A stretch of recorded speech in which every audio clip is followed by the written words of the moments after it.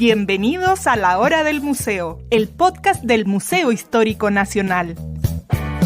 Identidad, cultura, patrimonio y más. Soy Rocío Muñoz y te invito a un encuentro diario con la historia y sus protagonistas.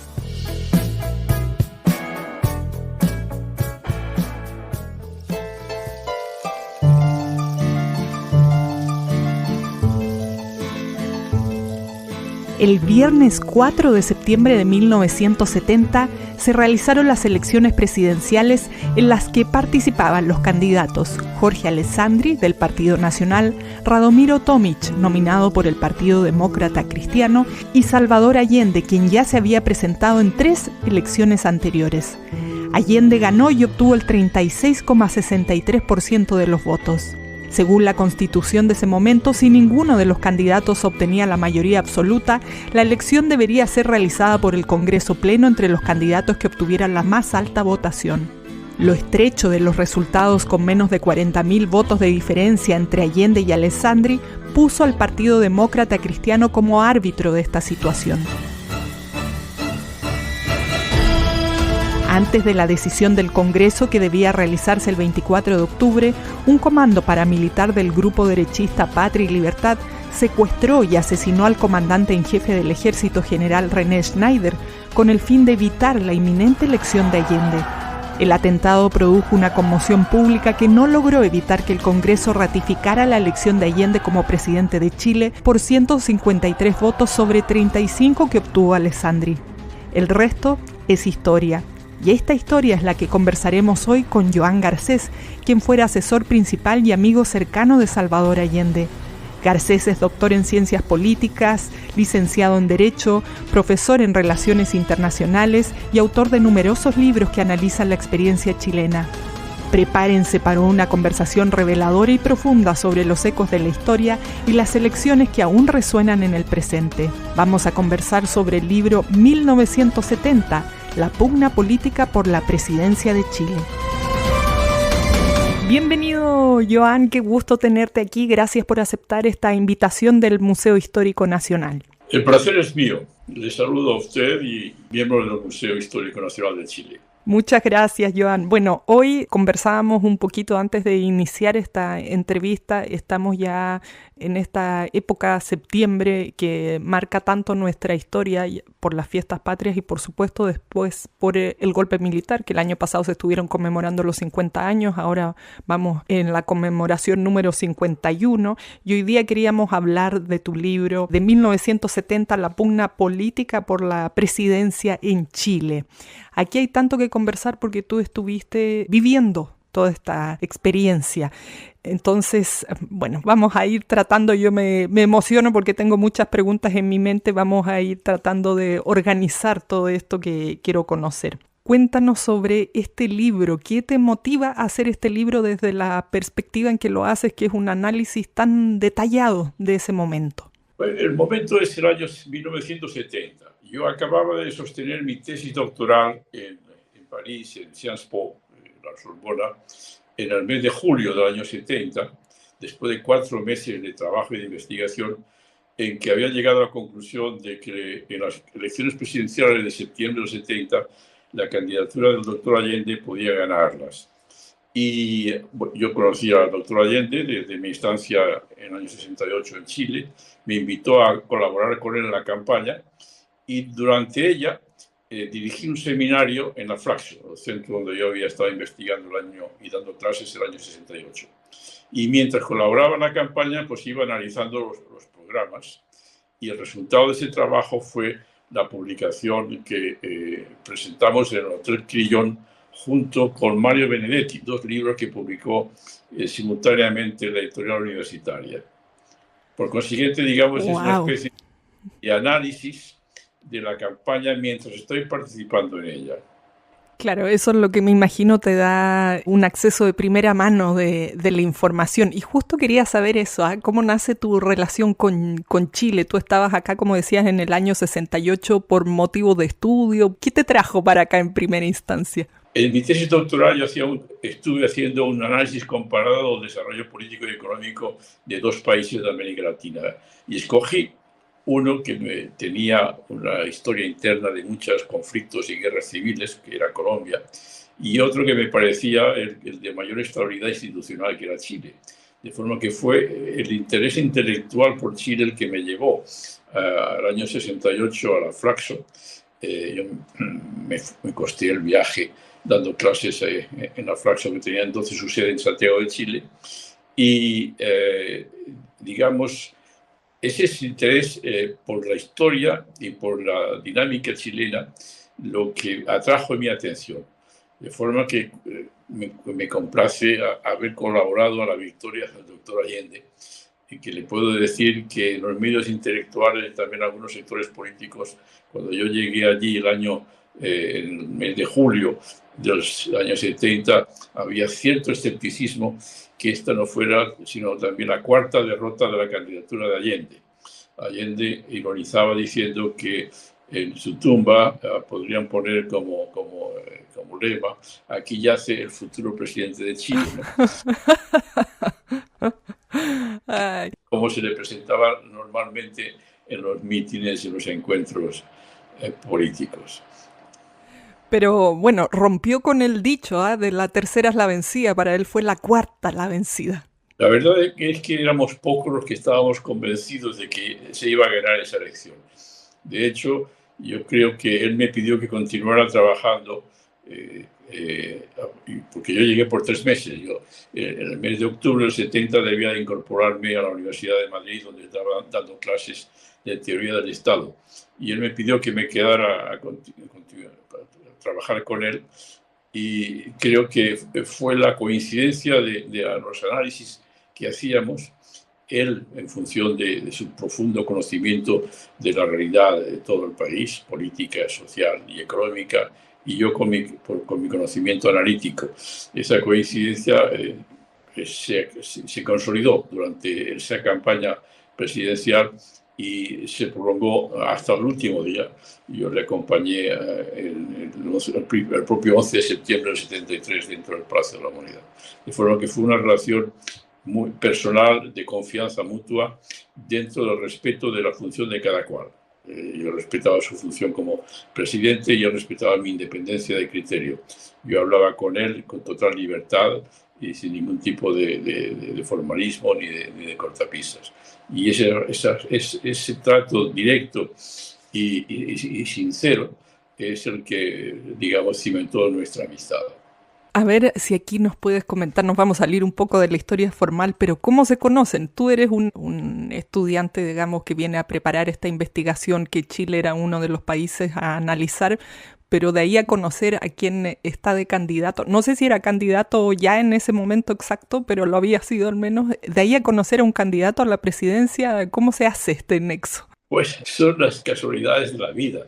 Yo llego a Chile en el mes de junio del año 68, después de haber estado 6 meses en Colombia como profesor de la Universidad de los Andes, porque, como lo decía antes, yo financiaba mis viajes y mi estancia trabajando en las universidades. Y bueno, fui a Chile a estudiar la realidad y a conocer a sus gentes y su geografía y su cultura, la idiosincrasia, que es una palabra que se usaba mucho en Chile en aquella época. Y entre las personas con las que traía este conocimiento estaba el entonces presidente del Senado, el doctor Salvador Allende. Tuvimos varias conversaciones, coincidimos en gran manera. Para mí era muy interesante escuchar a una persona de su experiencia, y para él era interesante saber los análisis que en mi perspectiva se estaba haciendo del cambio político en Chile, y trabamos una buena amistad. En el mes de octubre me invitó a acompañarle a Chiloé en la preparación de las elecciones parlamentarias de marzo del año 69, y estuvimos durante 2 semanas viajando solos por los canales de Chiloé. Tremendo viaje.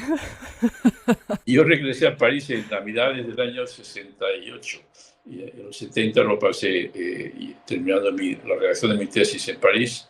Y cuando fue elegido candidato único de la izquierda, me escribió invitándome a poner en práctica nuestras ideas y cosa que yo naturalmente hice con mucho agrado, pero con la idea de ayudar a un amigo cuyas ideas compartía por 3 meses. Y de realidad se prolongó 3 años y normalmente, si las circunstancias no hubieran sido extraordinarias, hubiera debido morir allí en el mes de septiembre del año 73, pero en fin, logré sobrevivir. ¡Qué historia! Bueno, me imagino que habrá muchas anécdotas sabrosas que compartir, la dejaremos para más adelante. Vamos a ir aquí al análisis más técnico de aquella situación. ¿Cómo era el Chile demócrata cristiano de entonces, ese Chile que tú vienes a investigar versus el que ustedes planearon o proyectaron hacer bajo el gobierno de Allende? Lo interesante de Chile en la década que estamos hablando, a fines de la década de los años 60, en un contexto mundial de extraordinaria movilización democratizante en todos los continentes, eran los años de la lucha por los derechos civiles en Estados Unidos, de las revueltas universitarias en Europa, en París en particular, de la revuelta en Checoslovaquia contra la dominación soviética, de las luchas anticoloniales, particularmente en aquel momento la guerra de Vietnam, frente al poder, a la intervención militar norteamericana. Y en Chile se había venido desarrollando a lo largo de su historia, pero particularmente a partir de la crisis del 29 y de la llegada al gobierno del Frente Popular en el 38, tuvo un proceso de incorporación de las grandes masas progresivamente a la vida pública y a la vida política y a la organización de esas masas. Es decir, había un movimiento popular que no solamente era amplio, era vasto, sino que además tenía organización y tenía liderazgo. Y un proyecto de transformación del sistema capitalista buscando el desarrollo de los derechos humanos de segunda generación, es decir, los de primera generación, libertad de prensa, libertad de partidos políticos, libertad de información, libertades fundamentales, en Chile estaban muy avanzadas en los años 60. Era posiblemente el país más democrático del mundo hispánico, de cultura hispánica en los años 60 del siglo XX. Lo que buscaban los chilenos, el movimiento popular chileno, eran los derechos humanos de carácter social y económico, de segunda generación. Y para ello buscaban transformar la estructura económica.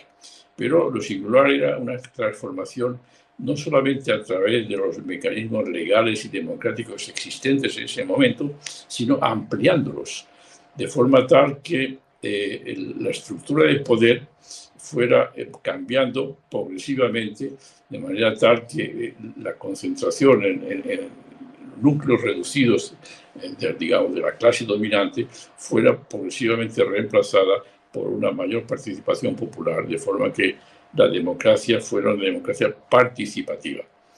Y eso es lo que a mí me atraía. Y en aquel momento la izquierda chilena hablaba, como la izquierda de Europa en aquella época, hablaba de transformación hacia el socialismo.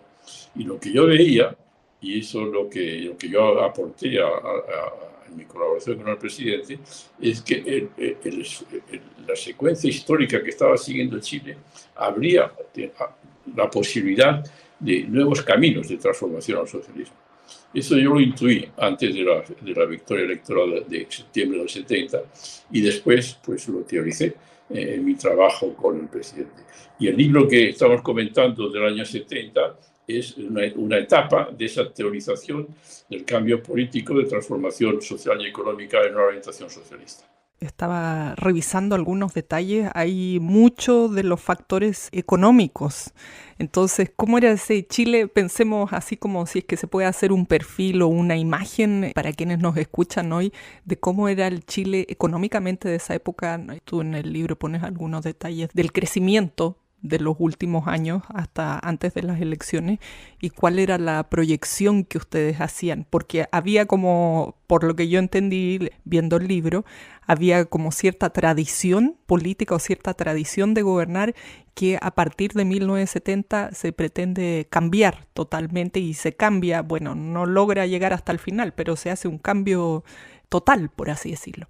Relativamente, hay que situarse, digamos, Estamos hablando de los años 60, que están marcados por el desenlace de la Segunda Guerra Mundial y la promulgación de la Carta de las Naciones Unidas. En esa perspectiva, la guerra mundial la ganan las fuerzas antifascistas con un fuerte apoyo popular, y eso en Chile, que no participó en la Segunda Guerra Mundial, la influencia que llega del desenlace de esa guerra, si hubieran ganado los nazis hubiera sido distinto a la historia de Chile, pero no ganaron, los nazis fueron derrotados durante la guerra. Y en Chile lo que se desarrolla a favor del desenlace de la guerra del 45 es algo que ya se había iniciado durante el Frente Popular del año 38, con Aguirre Cerda de presidente. Es decir, el papel del Estado en la organización de la producción y a su vez de la distribución de la riqueza y de la producción.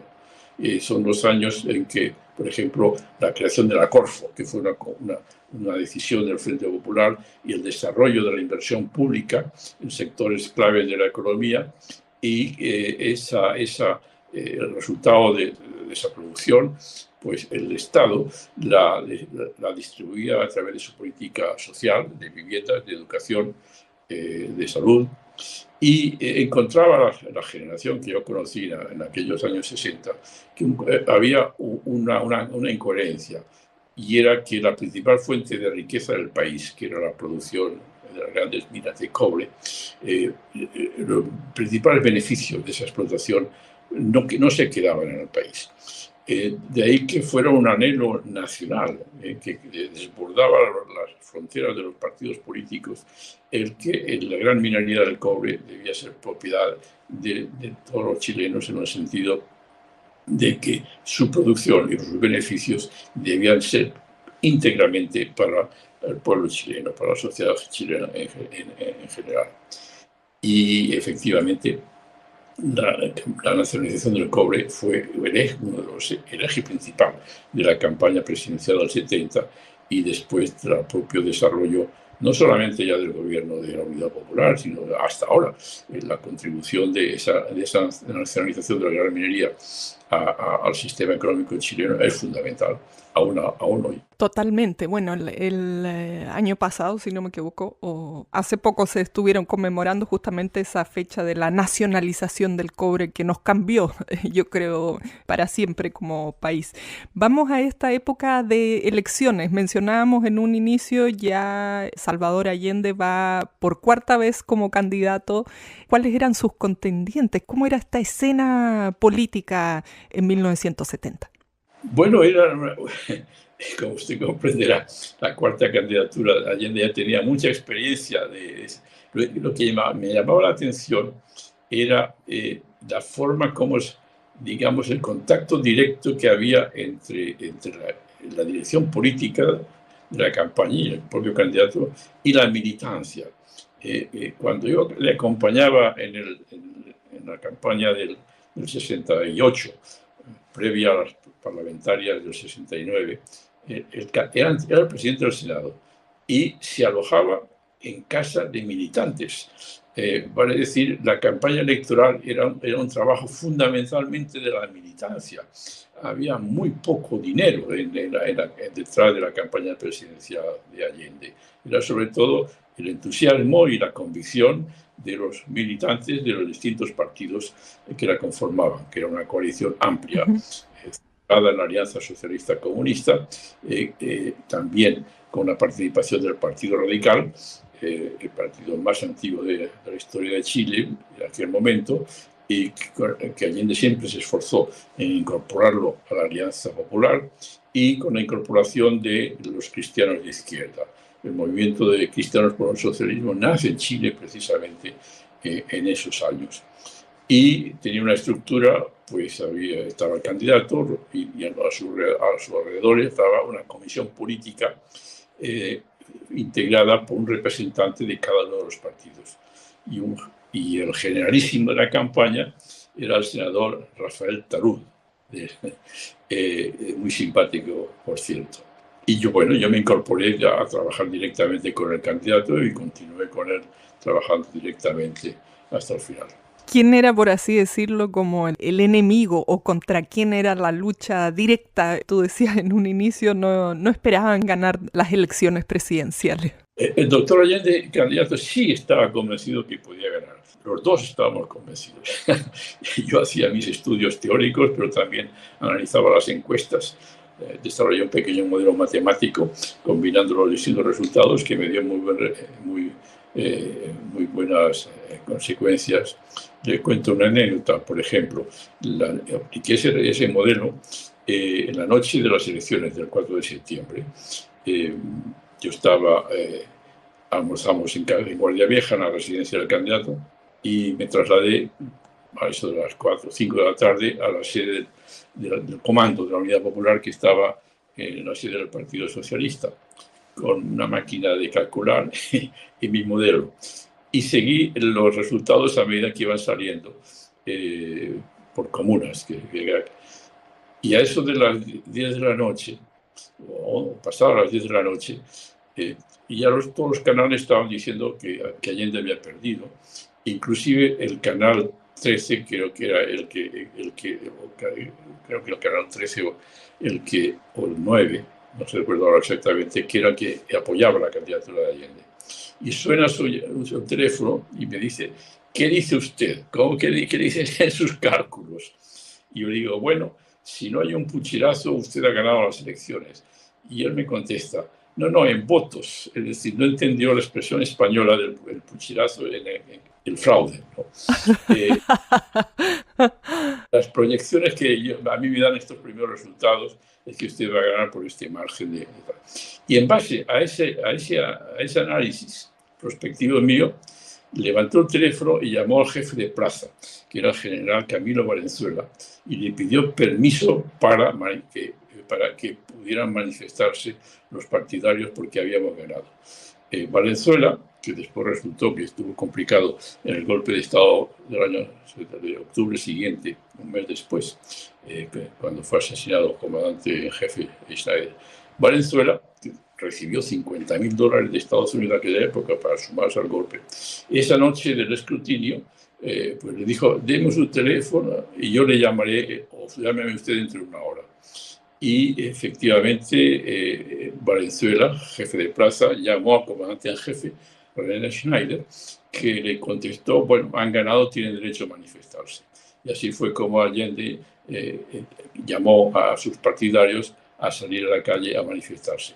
Y esa decisión para Allende era muy importante. Las elecciones frente a Alessandri, año 58. Estoy convencido de que cuando se produjo en pleno escrutinio un apagón de la luz, los resultados que hasta ese momento le eran favorables, cuando volvió la luz, se convirtieron en desfavorables y por 30.000 votos Alessandri ganó las elecciones. No quería que esta vez le pasara lo mismo. Es un ejemplo de una anécdota de la noche electoral y, digamos, de la colaboración que estábamos establecido ya en ese momento el candidato y yo, cada cual en su función. Wow, bueno, se cumple finalmente a la cuarta vez presidente electo es Allende y de ahí, bueno, hay tanto que trabajar porque el plan era cambiar muchas cosas. O sea, el año anterior, como decía, que se conmemoraron los 50 años del golpe de Estado, aquí en Chile hubo exposiciones en diversos museos, charlas, emergió mucha información que a lo mejor no había salido en años anteriores. Y realmente los chilenos, yo no estaba viva para entonces, sí fui una niña de la dictadura, pero no estaba viva para entonces, pudimos ver de una manera un poco más limpia de todo este ruido político las reales proyecciones, la real estrategia que tenía el gobierno de Allende para todos sus años de gobierno, que no fueron posibles, pero hoy día nos parecen sumamente radicales, sobre todo para quienes crecimos en dictadura. Es como Chile iba tan bien y de repente se truncó todo esto y empezamos a ser una sociedad muy distinta. Entonces, vamos a ese momento en que Allende es electo y ustedes comienzan a trabajar juntos. ¿Cómo parte todo esto? Porque me imagino, la tremenda responsabilidad de hacer todos estos cambios que proyectaban para este país. Sí, durante la campaña Allende, anticipando que iba a ganar las elecciones, decía que después del 4 de septiembre este país se iba a mover más que una pelota en los pies de Pelé, que era el jugador más... Es decir, sabía que iba a producirse muchos movimientos y era natural que lo esperáramos. Y efectivamente se produjeron. Digamos, hoy es día 5 de septiembre, el día que estaba todo el Chile popular, incluida gran parte de la democracia cristiana, estaba celebrando la derrota de la derecha en Chile. Pero ya Agustín Edwards, dueño del Mercurio, estaba preparando las maletas para viajar a Washington, reunirse con el presidente de Estados Unidos y pedirle un golpe de Estado, que los servicios secretos norteamericanos organizaron un golpe de Estado en Chile para impedir que el Congreso Pleno ratificara la victoria del candidato que había ganado las elecciones. En la Constitución chilena de la época, si un candidato no tenía más de la mayoría absoluta, era el Congreso Pleno quien elegía entre las dos primeras mayorías. En la Constitución del año 25. Ningún candidato desde el año 25 hasta el 70 había tenido mayoría absoluta, de forma que siempre fue el Congreso Pleno el que elegía entre las dos primeras y siempre elegía a la primera mayoría. Pues bien, el viaje de Edwards tiene éxito y Estados Unidos organiza un golpe militar en Chile. Como le he comentado antes, sobornó a políticos, sobornó a militares y el golpe fracasó por dos razones. Primero, por la propia estructura política del país y la organización social, que era sólida. Y en segundo lugar, porque el jefe del ejército se negó a cumplir las instrucciones de Washington y resolvió que el ejército debía respaldar la institucionalidad y esperar a que el Congreso Pleno eligiera al presidente y el ejército respaldaría la decisión del Congreso. Eso le costó la vida al general Schneider, pero la muerte de Schneider salvó a la democracia chilena. El contraste radica, la comparación se puede hacer también 3 años después.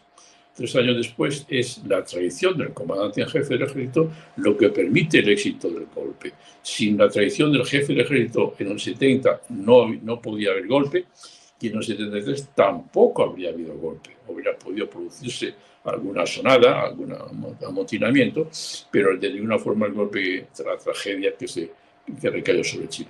Claro está que a partir del 73, pero no hablemos del 73, hablemos del 70, que es donde está sobre lo que trata mi libro en aquel momento. Digamos, la proyección que tuvo la victoria del 70 sobre el mundo fue enorme, porque el mundo entendió que ahí se abría en ese momento una posibilidad que durante generaciones en muchos continentes se había estado buscando, es decir, superar los límites del capitalismo, pero a través de vías que no fueran violentas, que no fueran de guerrillas, que no fueran de guerras civiles, que fueran desarrollándose, manteniendo y desarrollando las libertades políticas y llevando adelante las libertades económicas y sociales.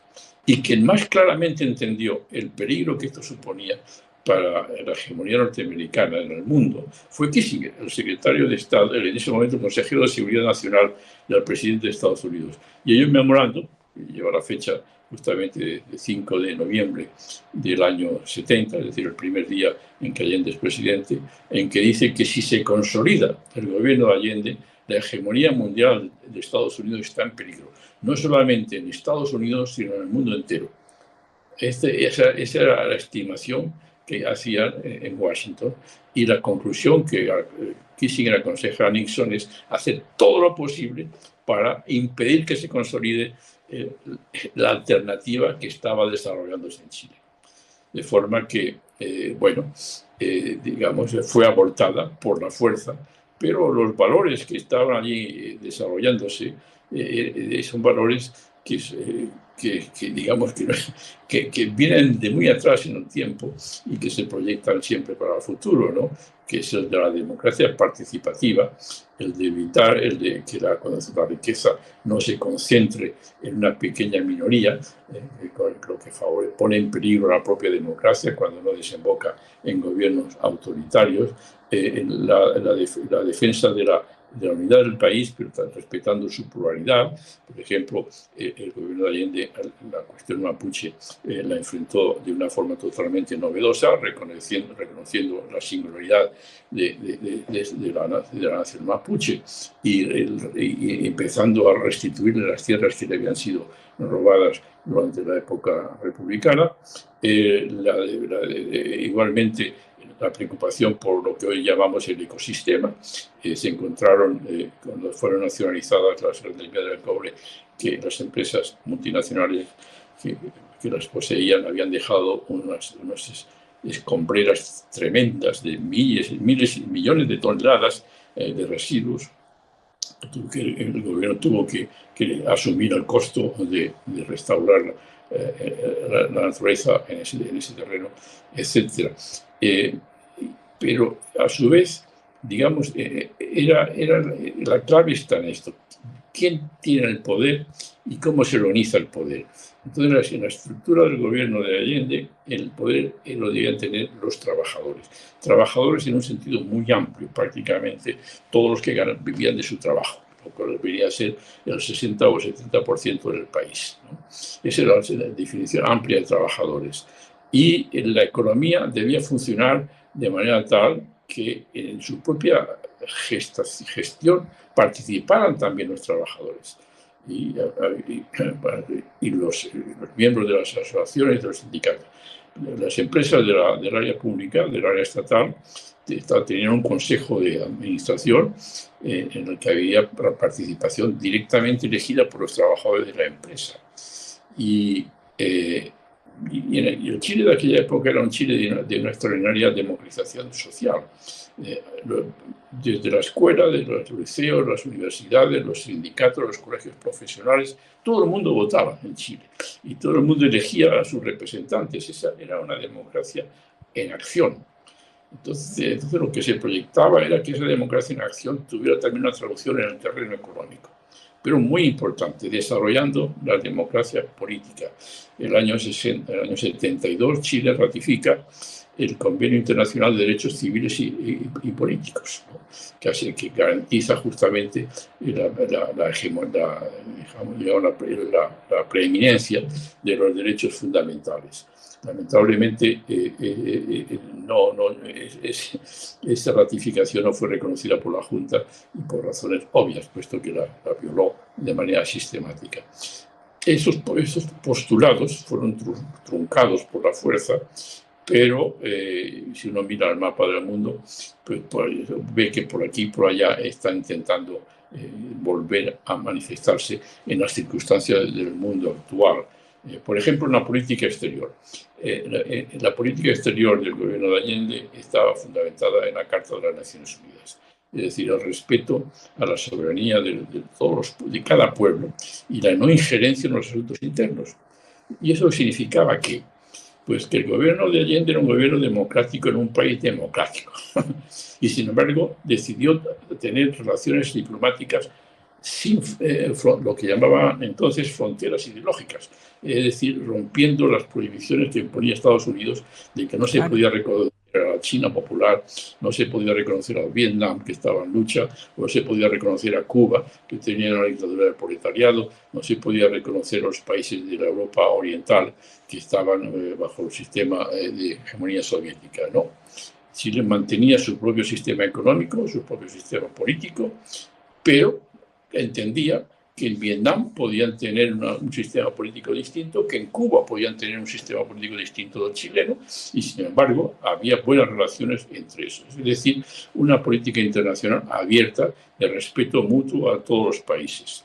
Bueno, esa era una política que llevaba, concretamente en América Latina, era una política de buenas relaciones con todos los países de América Latina. Por ejemplo, Argentina en ese momento estaba bajo una dictadura. El general Lanuse era el presidente de Argentina y, sin embargo, el presidente Allende estableció una relación directa con Lanuse, mucho respeto, y no solamente es que no hubo ningún conflicto entre una dictadura militar vecina y el Estado de Chile, sino que además se pusieron de acuerdo en someter al arbitraje el único diferendo o el mayor diferendo que tenían los dos países en ese momento, que era el canal del Beagle. Es un ejemplo de cómo se puede tener una política, se podía tener una política, y creo que ahora también, otra cosa es que se haga una política exterior de reconocimiento de la diversidad de los países y de mutuo respeto. O en relación con Bolivia.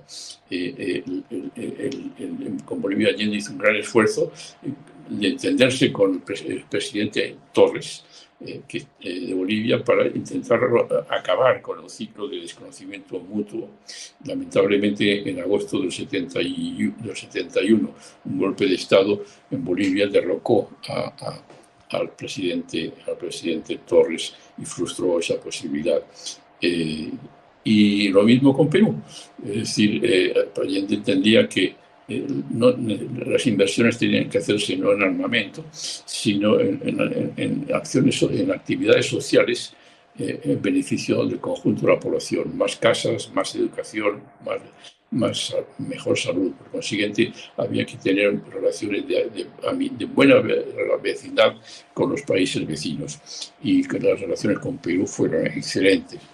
Es la paz internacional. Y bueno, es todo dentro del marco de la Carta de las Naciones Unidas. Lamentablemente para Chile, la potencia hegemónica no respetó la Carta e intervino en los asuntos internos de Chile de la forma que entonces sufrimos y vivimos, y que sus entresijos hoy se conocen perfectamente, por supuesto que era entonces secreto, hoy está desclasificado y lo podemos leer todos. Así es, hoy día ya sabemos lo que ocurrió luego de eso. Y yo me quedo pensando, hacía referencia a lo que todo este gran tema que se abordó en estos 50 años del golpe. Hay un aspecto también, tú decías, el medio ambiente, las buenas relaciones con todos los países. Me marcó mucho, por ejemplo, lo que tenía que ver con las mujeres, los derechos. Y todo eso se quedó, como decía, truncado. La exposición a la que hago referencia estuvo ahí en el Centro Cultural La Moneda, que se llamaba Diseñar una Revolución, que además ese título le quedó perfecto porque verdaderamente era una revolución, incluso de lo que hoy día vemos como sociedad que estamos viviendo en un ultracapitalismo donde todo es consumo, donde nos hemos olvidado de muchos valores básicos que sería bueno rescatar. Joan, se nos ha pasado muy rápido esta conversación. Hay muchos temas que me hubiera gustado ahondar contigo, pero estamos aquí ya cumpliendo en honor al tiempo. Así que muy agradecida de compartir tu visión, tu experiencia de primera mano, ahí asesorando lo que fue primero la candidatura presidencial y luego el gobierno de Salvador Allende, y que parte de ello se puede ver en el libro que hemos compartido el día de hoy aquí. Así que muy agradecida de esta conversación contigo. Ha sido un placer, encantado de saludarla. Igualmente, mis saludos a los chilenos. Gracias, Joan. Vamos a despedir aquí La Hora del Museo, este podcast del Museo Histórico Nacional, y bueno, esperamos que nos sigan sintonizando para seguir conociendo de nuestra historia. Esto fue La Hora del Museo, un encuentro cotidiano con nuestra historia, el podcast del Museo Histórico Nacional.